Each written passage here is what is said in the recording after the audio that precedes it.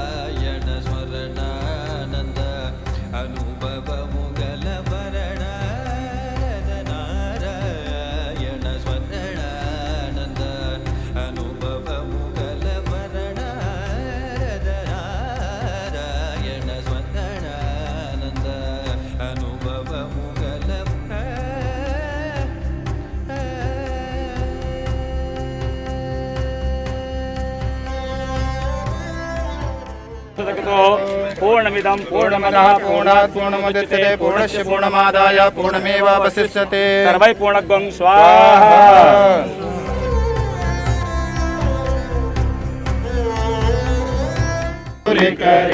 ओम जय जगदीश हरे जो ध्यावे फल पावे, दुख विन से मन का स्वामी, दुख विन से मन का सुख संपत्ति घर आवे, सुख संपत्ति घर आवे, कष्ट मिटे तन का। ओम जय जगदीश हरे।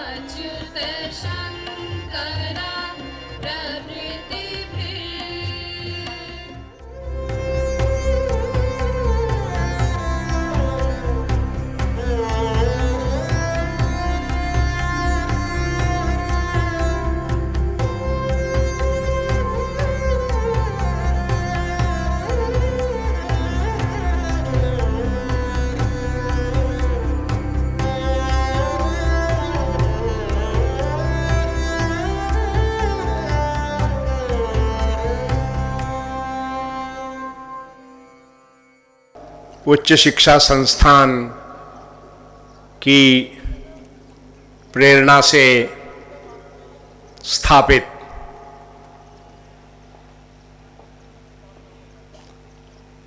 IEDS शिक्षा एवं विकास अध्ययन संस्थान के भूमि पूजन के अवसर पर यहाँ मंच पर उपस्थित हम सबके मार्गदर्शक माननीय डॉक्टर कृष्ण गोपाल जी, सह सरकार्यवाह राष्ट्रीय स्वयंसेवक संघ, विद्या भारती उच्च शिक्षा संस्थान के अध्यक्ष आदरणीय डॉक्टर कैलाश शर्मा जी, उपाध्यक्ष संघ के वरिष्ठ प्रचारक माननीय प्रकाश जी, कोषाध्यक्ष डॉक्टर सूर्यकांत जी, सभागार में यहाँ अपनी गरिमामयी उपस्थिति से हम सब के लिए विशेष उत्साह का साधन बने शिक्षा जगत से जुड़े हुए राष्ट्रीय एवं अंतर्राष्ट्रीय महत्व के सभी आदरणीय महानुभाव, यहाँ उपस्थित संघ परिवार के वरिष्ठ प्रचारक माननीय महेंद्र जी, माननीय रघुनंदन जी, शिव कुमार जी और विशेष रूप से यहाँ पधारे तथा बिना मंच पर स्थान ग्रहण करे हुए हम लोगों को प्रेरणा प्रदान कर रहे उत्तर प्रदेश के माननीय उच्च शिक्षा विज्ञान एवं तकनीकी मंत्री श्री योगेंद्र उपाध्याय जी, बंधुओं और भगिनीगण, विद्या भारती अखिल भारतीय शिक्षा संस्थान सन 1952 से अपनी स्थापना काल से भारतवर्ष की विद्यालयीन शिक्षा को एक विशेष दिशा प्रदान करता रहा है। अपनी इस सफलता से उत्साहित होकर 2018 में विद्या भारती उच्च शिक्षा संस्थान की स्थापना इसी उद्देश्य से की गई थी। वास्तव में पाश्चात्य जगत ने अपनी उच्च शिक्षा और शोध व्यवस्था के आधार पर पदार्थ ज्ञान में जो उन्नति के शिखर प्राप्त किए हैं, अपनी भारतीय जीवन दर्शन व्यवस्था के अनुसार वो अपने आप में पर्याप्त नहीं है। भारतीय जीवन मूल्यों में भौतिक उन्नति, आर्थिक उन्नति, इन सब का स्थान कम महत्वपूर्ण नहीं है, परंतु इससे भी अधिक महत्वपूर्ण है शिक्षा ऐसी होनी चाहिए जो इस भौतिक उन्नति, जो हमारे पुरुषार्थ चतुष्टय में अर्थ और काम के रूप में व्याख्यातित है, इस भौतिक उन्नति के साथ साथ शिक्षा व्यवस्था इस प्रकार की सर्वांगीण होनी चाहिए, जो धर्माधारित होनी चाहिए और मोक्ष के लिए व्यक्ति को तैयार करे। इस आधार पर कई बार पाश्चात्य शिक्षा शास्त्री और पश्चिम के विद्वान अपने अल्प ज्ञान के कारण यह प्रतिपादित करते हैं कि भारत की सारी ज्ञान व्यवस्था केवल धर्म, शास्त्र, संस्कृति, पूजा पद्धति और दर्शन की बात करती है। वास्तव में ये भारतीय ज्ञान व्यवस्था का विद्रूप रूप है। भारत की इस ज्ञान व्यवस्था के वास्तविक रूप को प्रतिपादित करने के लिए और नवयुवक एवं नवयुवतियों को पदार्थ ज्ञान के साथ साथ जिनमें उच्च स्तरीय विभिन्न विषयों का ज्ञान हो, इन सब विषयों में आप सब जानते हैं विज्ञान, तकनीकी, आजकल के युग में क्लाउड कंप्यूटिंग, आर्टिफिशियल इंटेलिजेंस, समाज विज्ञान, अर्थशास्त्र, कानून, इन सब विषयों के साथ साथ नवयुवक एवं नवयुवतियों को एक और इससे भी अधिक महत्वपूर्ण शिक्षा प्रदान करनी है, और वो शिक्षा है भारतीय शिक्षा का आध्यात्मिक अधिष्ठान। आत्मवत् सर्वभूतेषु यत् पिंडे तत् ब्रह्मांडे, ये जो एकात्मता का संदेश है, वास्तव में यही हमारे जीवन को शिक्षा के उस अर्थ सा विद्या या विमुक्तये तक पहुंचाता है। भारतीय शिक्षा व्यवस्था का ये अर्थ और ये दर्शन अति व्यापक और अति गंभीर है। इसमें पाश्चात्य शिक्षा का जो अर्थ है वो तो सम्मिलित है ही, उसके अतिरिक्त विश्व कल्याण का मार्ग इसमें निहित है। ऐसी शिक्षा व्यवस्था को उच्च शिक्षा में स्थापित करने के लिए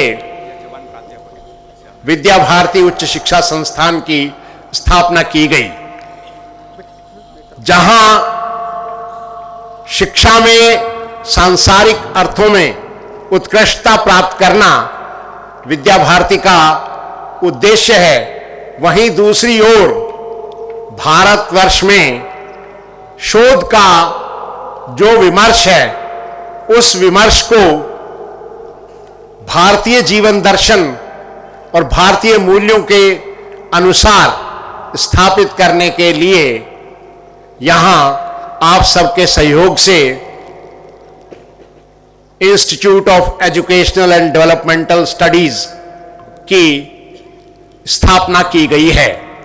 इस संस्थान का प्रमुख उद्देश्य है भारत में हो रहे शोध को एक विशेष रूप प्रदान करना, और यह रूप केवल इसलिए नहीं कि एक विशेष विचारधारा आइडियोलॉजी को प्रतिपादित करना है, बल्कि इस शोध को इसलिए प्रोत्साहित करना है कि ये संसार के कल्याण का मार्ग प्रशस्त करता है और भारत में शिक्षा का जो विद्रूप रूप प्रचलित है, उसके एक सशक्त विकल्प के रूप में भारतीय शिक्षा व्यवस्था को आगे ले जाना है।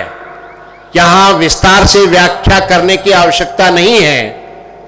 जिस प्रकार मैकाले और मार्क्स के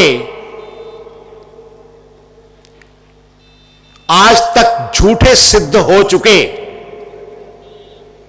जीवन दर्शन और ज्ञान को भारत की उच्च शिक्षा संस्थाएं प्रतिपादित कर रही हैं, वो केवल भारतीय संस्कृति का ही हनन नहीं कर रही, बल्कि विश्व के लिए भी अनेक समस्याएं स्थापित कर रही हैं। आप कल्पना कीजिए कि हमारे विश्वविद्यालयों में सेंटर फॉर एक्सक्लूजन स्टडीज करके विभाग हैं।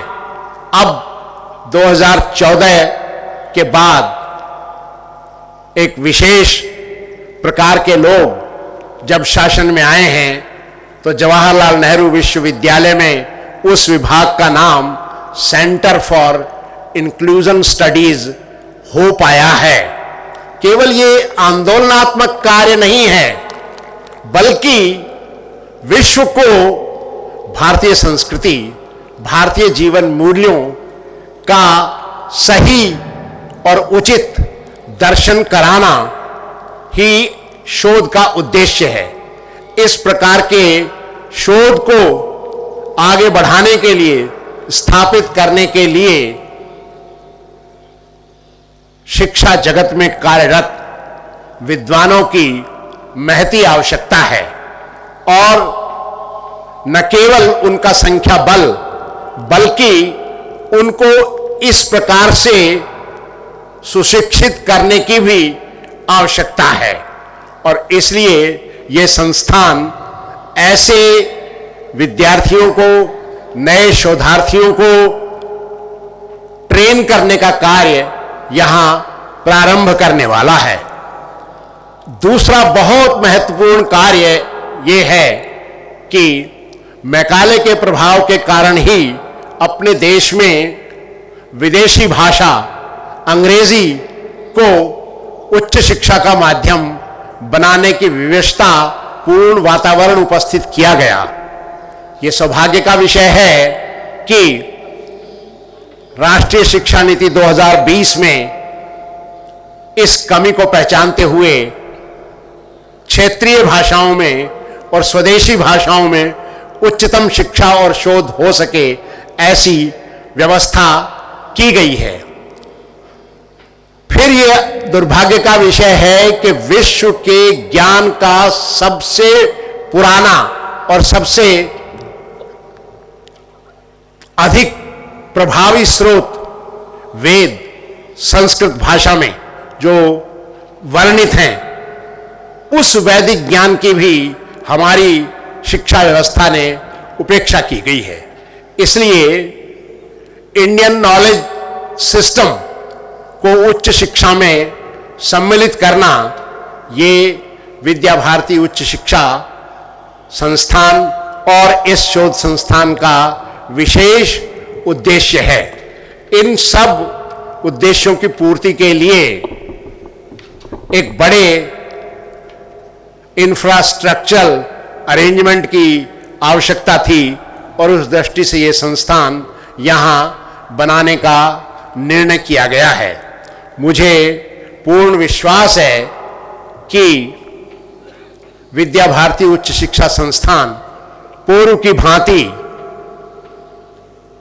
उच्च शिक्षा में कार्यरत सभी अंशधारियों स्टेक होल्डर्स, शिक्षक हों, शिक्षा संस्थाओं को नेतृत्व प्रदान करने वाले वहाँ के कुलपति, निदेशक और प्राचार्य हों, उन सब के सहयोग से भारतीय शिक्षा को नई दिशा प्रदान करने में सफल होगी।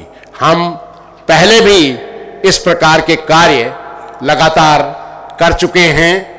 उच्च शिक्षा के अपने कर्तव्यों में यहाँ ये भी माना गया है कि उच्च शिक्षा की बुनियाद वास्तव में प्राथमिक शिक्षा है और प्राथमिक शिक्षा की ये बुनियाद हमारे जो प्राथमिक शिक्षा में पढ़ाने वाले शिक्षक हैं वो बनाते हैं। इसलिए शिक्षक शिक्षा हमारे विभिन्न आयामों में एक महत्वपूर्ण आयाम है और पाठ्यक्रमों में परिवर्तन और शोध को नई दिशा प्रदान करना, इस और हम लोग संलग्न हैं। आप सब लोगों के सहयोग की अपेक्षा करते हुए मैं अपनी बात को विराम देता हूं। बहुत बहुत धन्यवाद। बहुत बहुत धन्यवाद सर। अब जिनके लिए हम लोग यहाँ इकट्ठे हैं, जो हमारे मार्गदर्शक हैं, ऐसे मार्गदर्शक, ऐसे हमारे पालक अधिकारी, हमारे संघ के सर कार्यवाह जी का हमें पाथेय जिनकी ज़रूरत है, मैं उनसे आग्रह करूंगा कि हम लोगों का मार्गदर्शन करें। प्रोफेसर माननीय कृष्ण गोपाल जी, हमारा सौभाग्य है कि हमारे मध्य श्रीमान सुनील आम्बेकर जी भाई साहब की गरिमामयी उपस्थित है। आपका स्वागत है, अभिनंदन है। मंच पर विराजमान डॉक्टर कैलाश जी, डॉक्टर नरेंद्र तनेजा जी, श्रीमान प्रकाश चंद्र जी, श्रीमान सूर्यकांत जी और सभा में उपस्थित सभी वरिष्ठ विद्वज्जन, आदरणीय बहनों, विद्या भारती का यह जो आज एक विशिष्ट कार्यक्रम हो रहा है, यह एक दूरदर्शी योजना का एक चरण है। आज से लगभग 72 वर्ष पूर्व गोरखपुर में एक छोटा सा विद्यालय प्रारंभ हुआ। छोटा सा यानी तो एक घुड़साल में 4-5 कमरे मिल गए और खपरेल, बांस की दीवार और 20-25 बच्चे। ऐसा ही सरस्वती शिशु मंदिर इसका शुभारंभ होता है। लेकिन जिन लोगों ने यह विद्यालय प्रारंभ किया था, उनके मन में एक बड़ा चित्र था,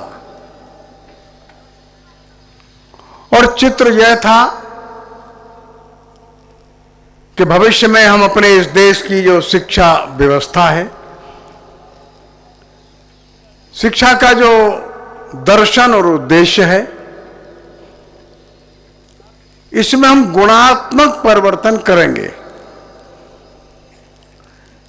यह बात भी सच है कि उस समय उनको अगर कोई देखता तो उनकी कल्पना पर व्यंग करने के अलावा कुछ कर नहीं सकता था। लेकिन जिन लोगों ने ये विद्यालय प्रारंभ किया, छोटा सा 15-20 बच्चे और बिल्कुल कच्चे 4 खपरेल के कक्ष,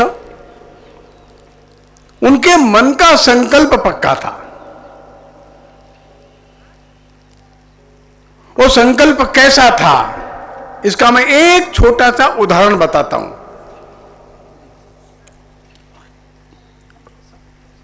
एक विद्यार्थी ने 12th पास किया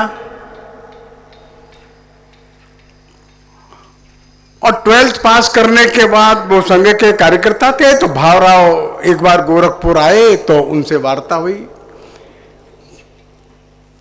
तो भावराव ने पूछा, क्यों शंकर, क्या कर रहे हो तुम आजकल? शंकर माने ये विद्यार्थी 12th पास करने वाला। वैसे 12th के एग्जाम दिए, अभी तो रिजल्ट आएगा कुछ महीने बाद। अरे तो तब तक वो विद्यालय शुरू हुआ है ना, उसमें पढ़ाना शुरू कर दो तुम, जाओ। भावराव का कहना यह था कि 2-3 महीना तुम्हारे पास है, इस 2-3 महीने में तुम विद्यालय में बच्चों को पढ़ाने जाया करो। बच्चे कौन से? कक्षा प्रथम द्वितीय के थे, 1 और 2 क्लास के थे।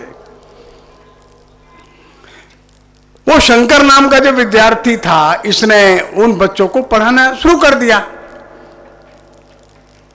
अभी शंकर को ये ध्यान में नहीं आया कि भावराव ने मुझको 2 महीने के लिए कहा है, 2 महीना नहीं कहा था।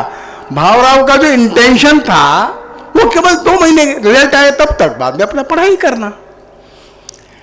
शंकर ने समझा मेरे को इस विद्यालय में पढ़ाने के लिए कह दिया है भावराव ने, और वे 2 वर्ष तक, क्यों प्रकाश जी, 2 वर्ष तक 12th पास करने के बाद उस विद्यालय में कक्षा 1 और 2 के बच्चों को पढ़ाते रहे।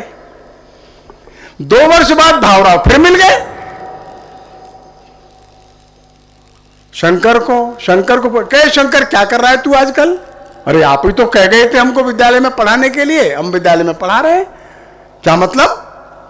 अपनी पढ़ाई आप ही तो कहे थे हमको पढ़ाने के लिए। पढ़ाई कहां? पढ़ाई के लिए तो आप कुछ कहे ही नहीं हमको।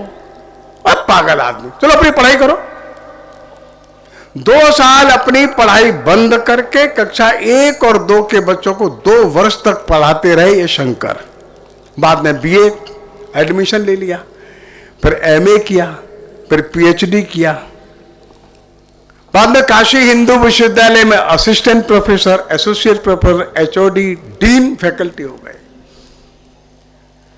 जीवन भर विद्या भारती से जुड़े रहे, शिक्षा के जगत में नए नए प्रयोग करते थे, और बिल्कुल जब अंत समय में अर्थात वृद्ध हो गए, रिटायर हो गए, सारी अपनी पेंशन, सारा फंड लगाकर मंद बुद्धि के बच्चों का विद्यालय कैसे अच्छा चल सकता है, इस पर प्रयत्न करते करते चले गए। Can we imagine? क्या हम कल्पना कर सकते हैं? मतलब what was the commitment of that young boy who was doing 12th, और ये commitment remain to his last breath. अंतिम सांस तक उस बालक का कमिटमेंट कम नहीं हुआ। एक और सज्जन थे जिनका मेडिकल कॉलेज में अपॉइंटमेंट हो गया, मतलब सिलेक्शन हो गया एज ए स्टूडेंट MBBS के लिए। अचानक उनको ध्यान में आया, अरे भाई नहीं, मैं तो शिशु मंदिर में आचार्य बन जाऊंगा। 150 रुपया वेतन पर वे जीवन भर आचार्य बने रहे, MBBS करने के लिए नहीं गए, छोड़े आए। क्या हम कल्पना कर सकते हैं कि उनके मन में था कि भारत के बच्चों को मैं कैसे अच्छी शिक्षा दे सकता हूं?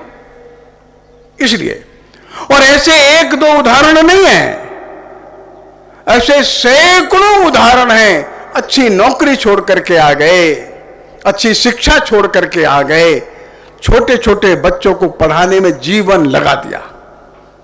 सैकड़ों ऐसे हमारे बंधु जिन्होंने बीए किया, एमए किया, एमएससी किया, और जिनको विद्या भारती के लोगों ने कह दिया जाओ तुम वहां चले जाओ, तो मालूम पड़ा वो 30 वर्ष के लिए टेहरी चले गए।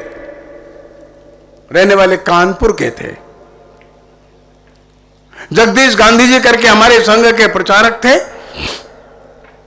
तो वह जगदीश जी अग्रवाल, लेकिन ऐसा वस्त्र पहनते थे खादी का, कभी जूता नहीं पहनते थे। कृष्णचंद्र गांधी जी जूता नहीं पहनते थे, गर्म कपड़ा नहीं पहनते थे। रज्जू भाई ने कहा भाई गांधी जी आप आसाम चले जाओ, आसाम में भी एनसी हिल्स में चले जाओ। वह एनसी हिल्स चले गए और कृष्णचंद्र गांधी जी 20 वर्ष वहीं रहे।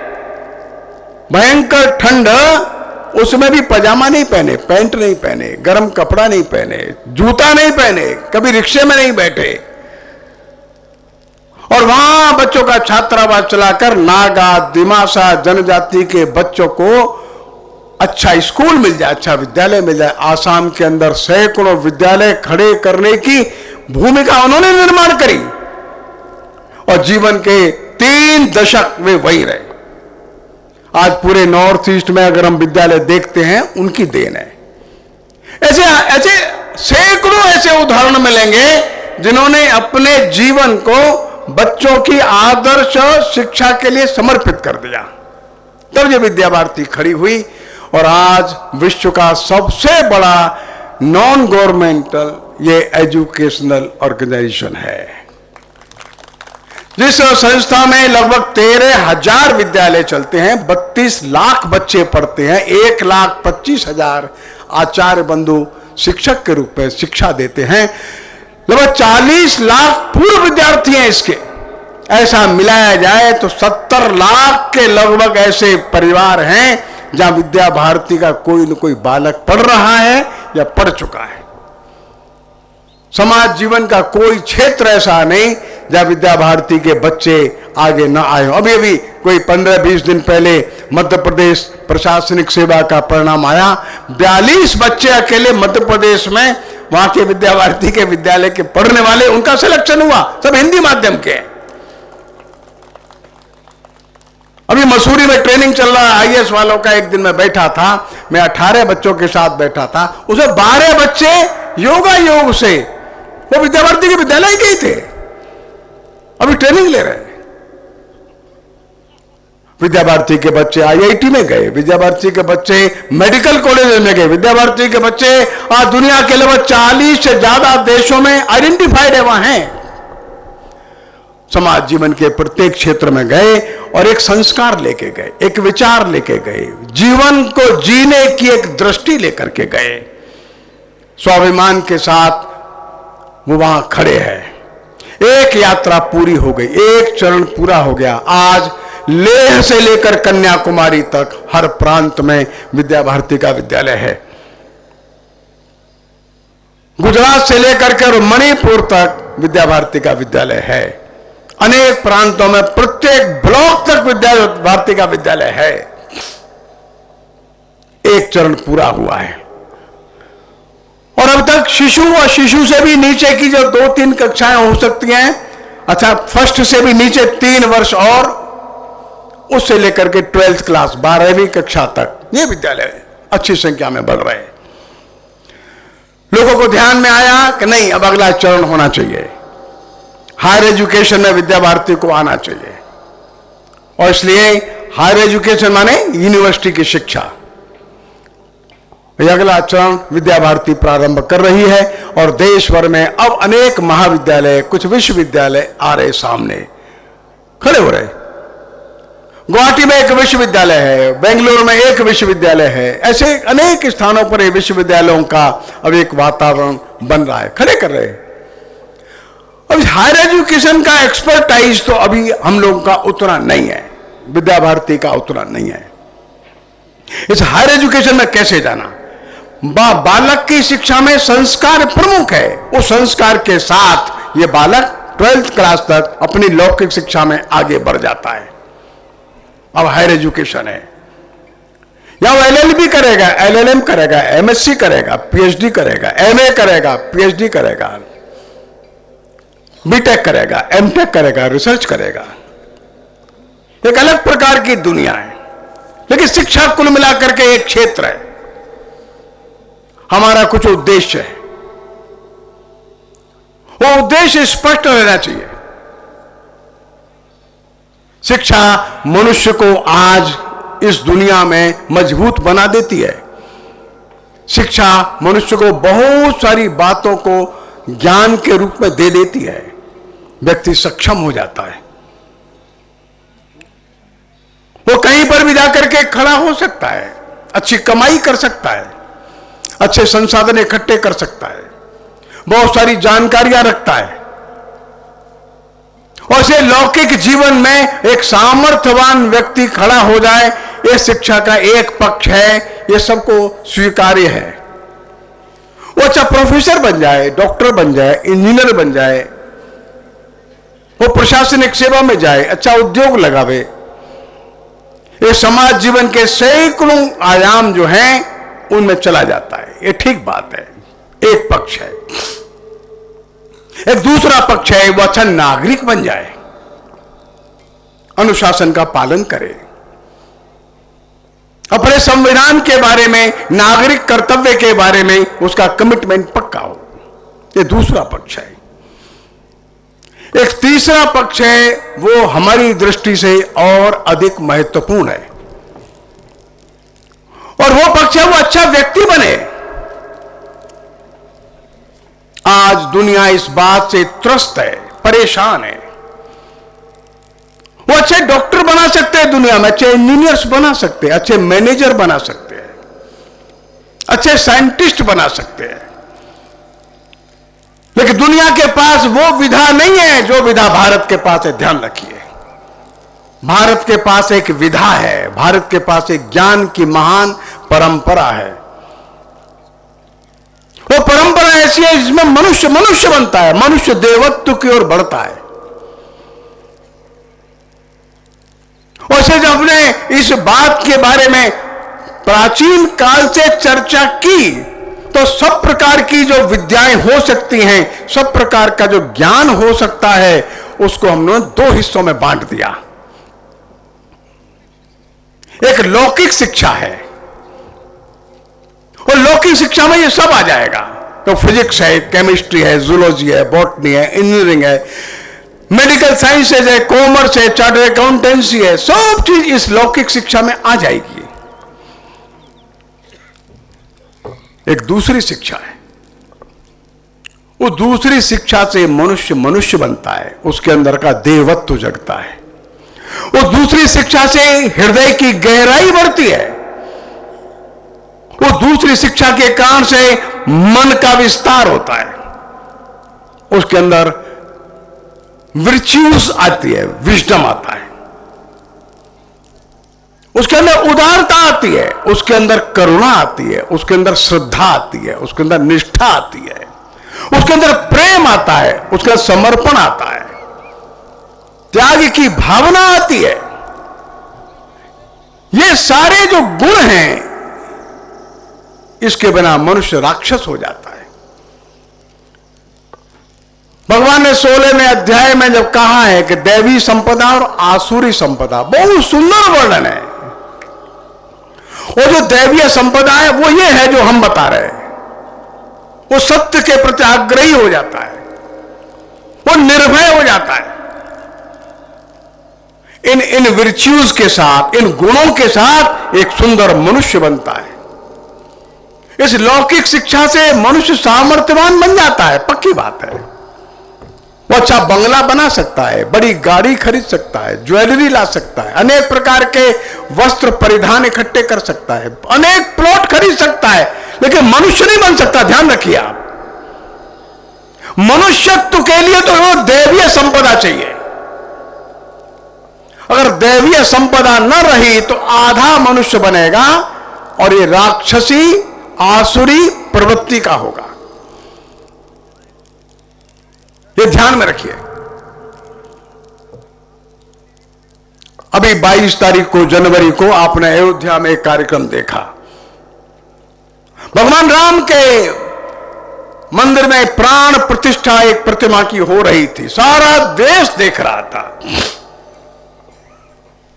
कम से कम 6 लाख स्थानों पर लोग देख रहे थे। सभी गांवों में, सभी नगर मोहल्लों में, सभी बड़े बड़े अपार्टमेंट में जहां जैसा मंदिर था लोगों ने सजा दिया, लोगों ने दीपक जलाए, लोगों ने आतिशबाजी करी। क्यों भाई? एक मंदिर, एक प्रतिमा की स्थापना करने में इतना उत्साह क्यों था? 1000 वर्ष तक भारत में हमारी जो महान आध्यात्मिक परंपरा उपेक्षित रही, उसकी पुनर्स्थापना हो रही थी।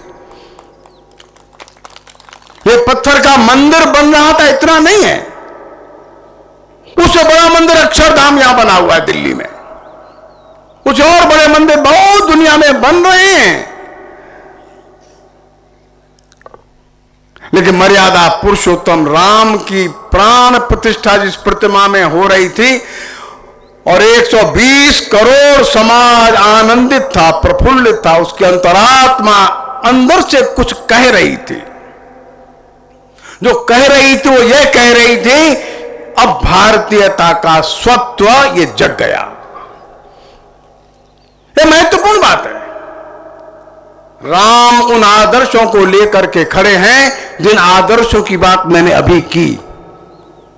लौकिक शिक्षा अलग है, व्यक्ति को सामर्थ्यवान बना देगी, लेकिन राम का व्यक्तित्व तो ऐसा है जो सामर्थ्य को ठोकर मार देता है। राम असाधारण है और भारतीय आध्यात्मिक चेतना के वो प्रज्ञा पुरुष है।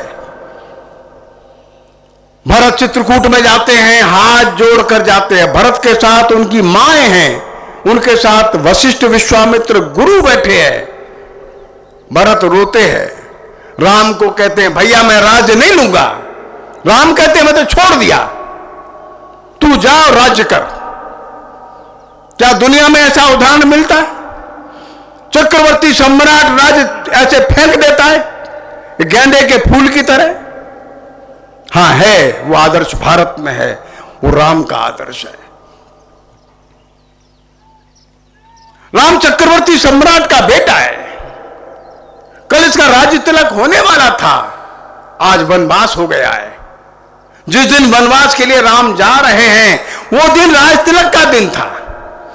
राम ने वनवास के लिए जाते समय देर नहीं लगाई, पता लगते ही तैयारी शुरू कर दी। जो चक्रवर्ती सम्राट का राजपद पाकर के फूला न समाया, ऐसा नहीं था। और जब 12 वर्ष का वनवास हुआ तो आंख में आंसू नहीं आया, मन भाव से चला गया। गंगा के किनारे खड़ा होकर के भगवान राम जो चक्रवर्ती सम्राट के बड़े बेटे हैं, वो नाव वाले को बुलाते हैं, ए भैया जरा नाव लाओगे क्या? और देखिए आनंद की बात, आश्चर्य की बात और भारत के अध्यात्म इस दर्शन की बात, वो केवट मना कर देता है, नहीं मैं नहीं आऊंगा। क्या हम कल्पना कर सकते हैं? वो जरा सा केवट है, वो मना कर देता है, मांगी नाव न केवट आना। केवट नहीं आया, मना कर दिया। पहले मेरी बात मान लो आप, राम केवट को सम्मान देते हैं। इधर आ, नाम लगा जरा, ऐसे कह सकते थे, ऐसा नहीं कहे। ये राम का व्यक्तित्व है। महान चक्रवर्ती सम्राट का बड़ा राजपुत्र होने के बाद भी उस केवट से कैसे बात करते हैं, ये राम ने हमको सिखाया है। यह अध्यात्म है। राम के अंदर का जो आत्म तत्व और केवट के अंदर का आत्म तत्व वे द्वैत नहीं है, अद्वैत है, एक ही है। भारत का यह मूल मंत्र है। चक्रवर्ती सम्राट हो चाहे गुह हो, वो निषाद राज हो, वो शबरी भीलनी हो, वो सुग्री बाली हो, राम सबके साथ ऐसा ही व्यवहार करते हैं जैसा अपने साथ करते हैं। राम द्वैत नहीं मानते। राम सबके साथ मित्रता का निर्वाह करते हैं। रावण मर गया, विभीषण नाराज बैठा है, अंतिम संस्कार के लिए तैयार नहीं। राम ने कहा तुम्हारा बड़ा भाई था, तुम्हारा बड़ा भाई था, मेरा भी बड़ा भाई था, अच्छे से संस्कार करो। मरणांते वैरानी, मरने के बाद वैर समाप्त हो जाता है। राम ने कहा आज तक हमारे देश में कहा जाता है बेटा कुछ गुजर गए, संबंध अच्छे करो अपने, जाओ। कभी कभी झगड़ा हो जाता है, विवाद हो जाता है, अब गए ना वे, अब उनके बच्चों के साथ संबंध बना लो। मरणांते वैरानी, मर गए, वैर समाप्त हो गया। ये राम का आदर्श है, स्थायी वैर नहीं मानना। भारत में स्थायी वैर नहीं मानने की परंपरा है, वो इस कारण से है। सोने की लंका जीत ली, एक छोटा टुकड़ा भी उठा करके राम नहीं लाए, लंका में प्रवेश ही नहीं किए। विभीषण का राज तिलक होने वाला है, रावण मर गया है, राम जीत गए। राम ने लक्ष्मण को कहा जाओ विभीषण का राज्याभिषेक करके वापस आओ, हम लंका में प्रवेश नहीं करेंगे। क्यों? हमको वनवास मिला है, लंका नगर है, शहर है, हम बाहर बैठ के तुम्हारी प्रतीक्षा करेंगे, राज तिलक करके बाहर आओ। ऐसा आज्ञा का पालन करने वाला, ऐसा वचन का निर्वाह करने वाला। राम के अंदर आध्यात्म जो है वो कृति रूप में प्रकट होता है, कृति रूप में। यह हमारे देश की सबसे बड़ी पूंजी है, ध्यान में रखिए। भारत की कोई विशेषता दुनिया में है तो यही एकमात्र विशेषता है। हम दुनिया के सबसे अच्छे एयरपोर्ट बना देंगे, पक्की बात है। आज हमारे एयरपोर्ट बन रहे हैं वो दुनिया के वर्ल्ड क्लास एयरपोर्ट्स के बराबर के हैं। आज हमारे हाईवेज बन रहे हैं, दुनिया के सबसे अच्छे हाईवेज बनाने में हम एक्सपर्ट हैं। दुनिया के बड़े से बड़े डैम हम बना देंगे, दुनिया की बड़ी से बड़ी आयरन फाउंड्री हम लगा देंगे, हर क्षेत्र में हम नंबर 1 होने वाले हो जाएंगे। इन बातों में भारत की विशेषता नहीं है, ध्यान रखिए। हमारे पास सबसे अच्छे इंजीनियर्स हैं, आज सबसे अच्छे डॉक्टर्स हैं, सबसे अच्छे मैनेजर्स हैं, सबसे अच्छे एंटरप्रेन्योर्स हैं, लेकिन भारत की विशेषता नहीं है। भारत की विशेषता इस बात में है कि भारत का इंजीनियर हो, डॉक्टर हो, मैनेजर हो, उद्योगपति हो, उसके मन में, उसके जीवन में अध्यात्म होना चाहिए, उसके जीवन में उदारता चाहिए, उसके जीवन में विनम्रता चाहिए, उसके जीवन में सबके प्रति आत्मीयता चाहिए। ये बात शिक्षा के माध्यम से आनी थी, लेकिन हमारे देश में आध्यात्मिक शिक्षा को कोई कॉलम ही नहीं है। हमारे देश में इस आध्यात्मिक शिक्षा को कोई स्थान ही नहीं मिला, और अधूरी शिक्षा जो दुनिया को त्रस्त कर रही थी वही भारत में लागू हो गई। यह बड़ा संकट है आज, जिस संकट से दुनिया गुजर रही है। दुनिया सामर्थ्यवान हो सकती है, लेकिन दुनिया प्रज्ञावान नहीं हो सकती जब तक आध्यात्मिक ज्ञान न हो, जब तक प्रज्ञा जागृत न हो जाए, करणी और अकरणी का भेद मस्तिष्क न करने लग जाए, विवेक जागृत न हो जाए, तब तक शिक्षा बहुत काम की नहीं बचती। और ये सारी दुनिया जो है इस शिक्षा के कारण से, इस प्रकार के भौतिक सोच के कारण से सदैव संघर्ष में लिप्त है। छोटी छोटी बात को लेकर के संघर्ष होता है। अभी तनेजा जी बता रहे थे डिपार्टमेंट ऑफ एक्सक्लूसिवनेस, यह भारत के लिए नॉनसेंस है, यह मूर्खतापूर्ण बात है। भारत के किसी भी शब्दकोश में एक्सक्लूसिवनेस का कोई अर्थ आपको नहीं मिलेगा, यह शब्द ही नहीं मिलेगा। मैं आपसे कहूं मैं आपसे अलग हूं, मैं आपसे भिन्न हूं, मैं एक्सक्लूसिव हूं, यह भारतीयता है। भारत ने एक्सक्लूसिवनेस को कोई स्थान नहीं दिया, और इसलिए हिंदी भाषी लोग तमिल भाषी के साथ अच्छे से गप मार लेते हैं, भाषा नहीं जानते। दोनों एक दूसरे की भाषा नहीं बोल सकते, लेकिन घंटों गप मारते हैं, इशारे से गप मार लेते हैं। हमारे भाषा ये भेद का कारण नहीं बनी। गुरु नानक देव सारे देश में नहीं, दुनिया के अनेक देशों में चले गए, कितनी भाषाएं जानते थे। गुरु नानक देव प्रेम की भाषा जानते थे, अध्यात्म की भाषा जानते थे। वे जगन्नाथपुरी गए, वो कन्याकुमारी गए, वे द्वारिका गए, वे काशी गए, सब जगह गए, गुवाहाटी गए, तिब्बत गए, इराक और ईरान गए, मक्का और मदीने में गए, सब जगह उनकी वार्ता है। वार्ता का माध्यम क्या था? प्रेम था, अध्यात्म था। और इसलिए भारत में एक्सक्लूसिवनेस नहीं थी। ये दुनिया का ये विशेष दोष है, दुर्गुण है। तो स्पेन जो है ये पुर्तगालियों के साथ रह नहीं सकता, वो एक्सक्लूसिव है।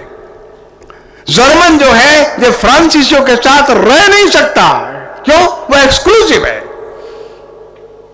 आयरिश लोग ब्रिटिश लोगों के साथ नहीं रह पा रहे, क्यों? वो अपने को एक्सक्लूसिव मानते हैं। ये सारी दुनिया का झगड़ा इस एक्सक्लूसिवनेस के कारण से है। हमारे यहां लोग पुरानी शिक्षा में ये ला रहे थे, वो देश को टुकड़ा टुकड़ा कर देना चाहते थे। वो कहते हैं Naga is a nation, Mizo is a nation, Khasi is a nation, Tamil is a nation. ऐसा प्रचारित किया, ये दुष्प्रचार किया। ये यूरोप में देख करके आए थे। यूरोप में एक भाषा भाषियों का एक नेशन बन जाता है, वो दूसरे भाषा भाषी के साथ नहीं मिलता। वो कहता है German is exclusive language, we are German, हमको फ्रेंच वालों से क्यों मिलना है? हम श्रेष्ठ लोग हैं। लेकिन भारत में ऐसा कोई नहीं कहता। हिंदी भाषी लोग कहे बंगला से, हम बंगला से श्रेष्ठ लोग हैं, ऐसा कभी नहीं कहते। या बंगला भाषी लोग असमिया भाषी से कहे नहीं हम श्रेष्ठ लोग हैं, ऐसा नहीं कहते। ये अच्छा नहीं है, ये गलत है, हमारी मौलिक संकल्पनाओं से विपरीत है। और एक्सक्लूसिवनेस का डिपार्टमेंट खोलना, लोगों को बताना तुम सबके साथ क्यों नहीं हो, तुम अलग कैसे हो, तुम्हारा समूह भारत के साथ नहीं मिल सकता। तुम्हारी अलग भाषा है, तुम्हारा अलग ट्रेडिशन है, तुम्हारे कस्टम्स हैं, रिचुअल्स है, लिटरेचर है, तुम्हारे हायरार्की है। You are a separate identity and ultimately, finally, you are a separate nation. इस देश को तोड़ने के कैसे प्लान्ड वे में ये तरीके अपनाए गए हैं, ये दुख की बात है। लेकिन सामान्य जनता को बात समझ में नहीं आती। समझ में तब आती है जब पानी सिर के ऊपर आ जाता है। आज सौभाग्य से पूरे नॉर्थ ईस्ट में लोगों को समझ में आ गया कि विष बीज किसने बोए थे। आज कोई भी वहां की ट्राइब अपने आप को अब नेशन नहीं बोलते, नहीं, हम सब मिलकर के असमिया हैं। आज हमारे एक लेफ्टिनेंट जनरल साहब यहां अहोम हमारे बंधु एक बैठे हैं, वो बता रहे थे कुछ लोग हैं जो बताते हैं अहोम अलग है। अरे अहोम कहां से अलग हो गया भाई? 700 साल की हिस्ट्री तो हमको मालूम है, 750 साल की। अहोम लोग अच्छे शिव के भक्त हैं, वैष्णव भक्त हैं, और अहोम राजाओं ने संस्कृत भाषा स्टेट लैंग्वेज घोषित की थी। दरबार की भाषा आसाम में 600-700 वर्षों तक संस्कृत रही। अहोम कैसे एक्सक्लूसिव हो जाएंगे? आज की शिक्षा नीति में एक बड़ा दोष डाल दिया गया। भारत का विभाजन कैसे हो, विखंडन कैसे हो, भारत का अध्यात्म कैसे पीछे रह जाए, सामने आवे ही नहीं। क्यों? अध्यात्म सारे देश को जोड़कर रखता है। अध्यात्म जीवन के अंदर मूल्यों की सृष्टि करता है। अध्यात्म सारे भेदों में एक अभेद को पैदा कर देता है, सारे द्वैत में अद्वैत को देखता है। इसका नाम अध्यात्म है। इसके बिना कोई भी शिक्षा अधूरी है। हायर एजुकेशन में इस विषय को कैसे लाया जाएगा, कैसे बच्चों को बताया जाएगा, कैसे पढ़ाया जाएगा, एक बड़ा मुद्दा यह है। एक दूसरा पक्ष, कोई भी विषय हो हमको पढ़ाया जाता है, ये ग्रेविटेशनल का प्रिंसिपल है, ये न्यूटन से आया, अच्छी बात है। ये पृथ्वी घूमती है, ये वहां से आया, ये वहां से आया, ये वहां से आया। भारत में कुछ था ही नहीं। इवन मेडिकल कॉलेज में सर्जरी के लोग भी अब सुश्रुत नहीं पढ़ते। जब सारी दुनिया में ऑल ओवर द वर्ल्ड सारे मेडिकल कॉलेजेस में बिना किसी विवाद के ये मान लिया गया दुनिया का पहला सर्जन सुश्रुत था। सुश्रुत इन विषयों की सर्जरी करते थे, उनके ये इंस्ट्रूमेंट थे। दुर्भाग्य कैसा, भारत के मेडिकल कॉलेज का बच्चा सुश्रुत के बारे में 2 पेज भी नहीं पढ़ता। सामान्य सा गांव में बैठा जो पंचांग देखता है पंडित, वो बता देता है शनि जो ग्रह है वो कैसे घूम रहा है, 1 वर्ष में हर दिन उसकी गति कहां रहेगी, मंगल कैसे घूम रहा है, बुध कैसे घूम रहा है, चंद्रमा की गति क्या है, ये सब 7 ग्रहों की गति वो पंचांग से निकाल देता है। और आज से नहीं, हजारों साल से निकाल रहा है। लेकिन भारत में कोई विज्ञान था ही नहीं। अरे विज्ञान नहीं था तो आंखों से न दिखने वाला शनि उसकी गति नापते कैसे थे? 100 साल बाद जो सूर्य ग्रहण पड़ेगा वो बता देता था, 100 साल बाद। इतनी गणना में परफेक्ट लोग थे। लेकिन हमारे जो ज्योतिष के, एस्ट्रोनॉमी के हमारे पुस्तकें हैं, आज का विद्यार्थी नहीं पढ़ता। सारे जो दुनिया में जो डिजिट्स गए ये सारे तो भारत से ही गए। 1 से 1 बना, 2 से 2 बना, 3 से 3 बना, मालूम है हमको। लेकिन एमएससी मैथमेटिक्स करने वाला बच्चा, उसको ये नहीं पढ़ाया जाता है भारत में मैथमेटिक्स कैसे विकसित हुआ था, नहीं पढ़ाया जाता। अलजेब्रा भारत से गया था, ज्योमेट्री भारत से गई है, डेसिमल भारत से गया, हमको नहीं पढ़ाते। सारी यूरोप की भाषाएं संस्कृत से निकली हैं, ध्यान रखिए। जर्मनी का जो व्याकरण पढ़ लीजिए आप, जर्मन का ग्रामर संस्कृत के रूप की तरह चलता है। लेकिन ये अब नहीं पढ़ाया जाता, लिंग्विस्टिक्स में ये नहीं पढ़ाते कि भारत से सारे दुनिया की भाषाओं का कैसे उद्गम हुआ है, नहीं पढ़ाते। क्यों? भारत की श्रेष्ठता जाहिर हो जाएगी, नहीं पढ़ाते। हर विषय में भारत की प्रगति कैसी थी उस विषय के अंदर नहीं पढ़ाते। 85 प्रकार की भस्में तो एक स्थान पर बनती है, हमारे परिचित है। 85 प्रकार की भस्म बनाते हैं। और कैसे वो मरकरी का भस्म बनाते हैं, स्वर्ण का भस्म बनाते हैं, रजत भस्म बनाते हैं, लोह भस्म बनाते हैं, हजारों साल से बनाते चले आ रहे हैं। इसका उपयोग क्या है वो जानते हैं। भस्म में केमिकल ही तो है, लेकिन केमिस्ट्री में जो रिसर्च करता है, एमएससी करता है, भस्म के बारे में नहीं पढ़ता, रसशास्त्र नहीं पढ़ता। यह हमारी एक बड़ी भारी समस्या है। भारत के ज्ञान के अगाध भंडार को ये नहीं पढ़ते।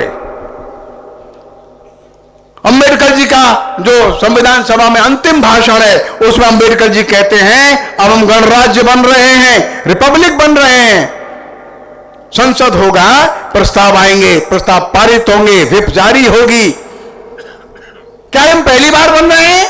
नहीं, पहली बार नहीं बन रहे। भारत गणराज्य की जननी है। भारत में अलग अलग गणराज्य थे। भारत में ये संसदीय व्यवस्था थी, यहां समितियां थी, यहां चुन करके आए हुए प्रतिनिधि थे, यहां मतदान होता था, संसद के अंदर प्रस्ताव पारित होते थे, प्रस्ताव लाए जाते थे। और वैशाली गणराज्य, अंधक गणराज्य, वृष्णि गणराज्य, ये रिपब्लिक्स थे। ये अंबेडकर जी का भाषण है, पढ़ लीजिए।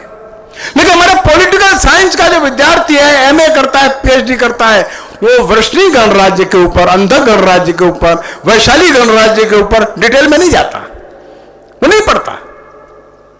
ये स्व का बोध लुप्त हो गया, लुप्त कर दिया गया। राम मंदिर की स्थापना के समय पूजनीय सरसंघ चालक जी ने एक वाक्य बोला, ये राम की प्राण प्रतिष्ठा के साथ साथ इस देश में स्व के बोध की प्राण प्रतिष्ठा है। समाज जीवन के प्रत्येक क्षेत्र में स्व, हम कौन थे, हम कौन थे, हम कैसे थे, क्या हो गए। जुडिशियल सिस्टम है, जुडिशियल सिस्टम यहां भारत में कैसा था, न्याय कैसे मिलता था।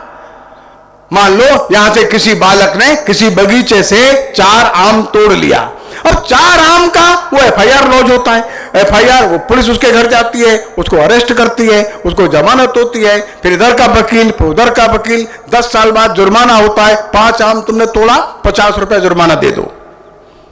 ये इतना लंबा प्रोसीजर चलता है क्या? ये कौन सा सिस्टम है? ये कहां से ले आए हम इसको? जुडिशरी में हमारा सिस्टम नहीं है, ये हमारा नहीं है। भारतीय धरती से निकला हुआ न्याय व्यवस्था का सिस्टम ये नहीं है।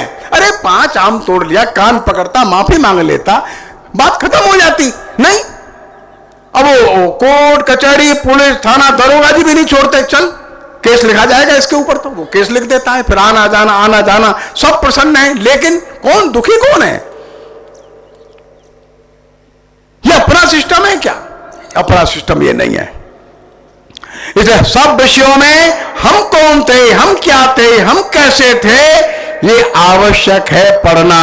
वो चाहे एमएससी करे किसी भी विषय में, एमए करे, वो शोध करे, लेकिन भारतीयता का ज्ञान तो रखे, खोज करके लाए। अभी भी कम से कम 50 लाख पांडुलिपियां हैं, अलग अलग भाषाओं में हैं। अनेक पांडुलिपियां इसमें से विदेश चली गई है। वो हमको एक एक पृष्ठ का जेरोक्स कराने का, स्कैन करने का पैसा लेते हैं, 1,000 रुपया हमारी है। 12वीं शताब्दी के 13वीं शताब्दी के ताड़पत्रों पर है।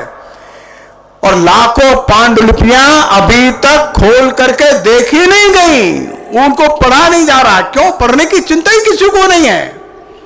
अरे क्या संस्कृत भाषा डेड लैंग्वेज है, क्या मिलेगा इसको पढ़ करके? ऐसा कहते ही भारत का सारा वांग्मय अंधेरे में चला गया।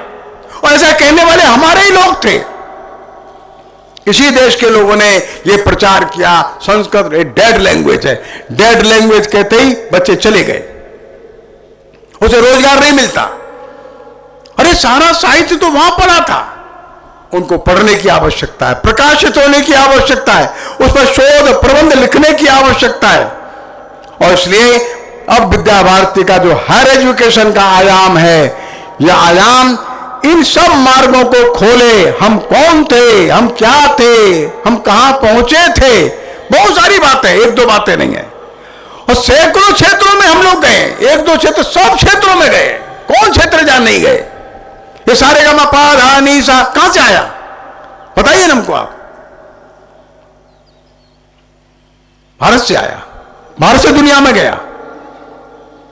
और इसलिए अब आवश्यकता है समाज जीवन के प्रत्येक क्षेत्र में हम लोग जाएं, गहराई तक जाएं, भूतकाल में जाएं, इतिहास में जाएं, अपने महापुरुषों का स्मरण करें, उन ग्रंथों को खोजें जो आज कहीं अंधेरे में रखे हैं, फिर से पढ़ें, उस पर शोध प्रबंध करने वाले विद्यार्थियों को ढूंढें और उस दुनिया की आंख खोल दें जो आंख बंद है। उस आध्यात्मिक ज्योति को प्रकाशित करें जिसकी दुनिया को सख्त जरूरत है, अन्यथा ये दुनिया संघर्ष करते करते विनाश की ओर बढ़ जाएगी।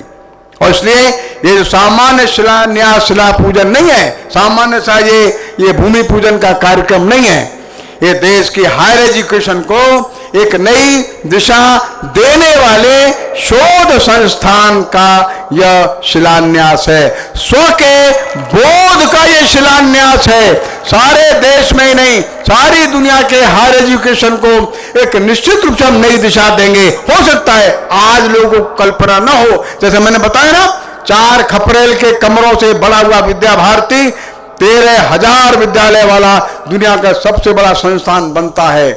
आज तो आप लोग बड़े सम्मान के साथ, गरिमा के साथ आज भूमि पूजन किए हैं। मुझको निश्चित ये विश्वास है आने वाले वर्षों में हम एक नई दिशा देने में सामर्थ्यवान सिद्ध होंगे और पूर्व के गौरवशाली भारत से भी और अधिक गौरवशाली भारत के निर्माण में कुछ न कुछ योगदान अवश्य करेंगे। मैं आप सभी को विनम्रता पूर्वक प्रणाम करता हूं। नमस्कार। भवन्तु सुखिनः सर्वे सन्तु निरामया सर्वे भद्राणि पश्यन्तु मा कश्चित् दुःख भाग् भवेत्। ओम शांति शांति शांति। धन्यवाद।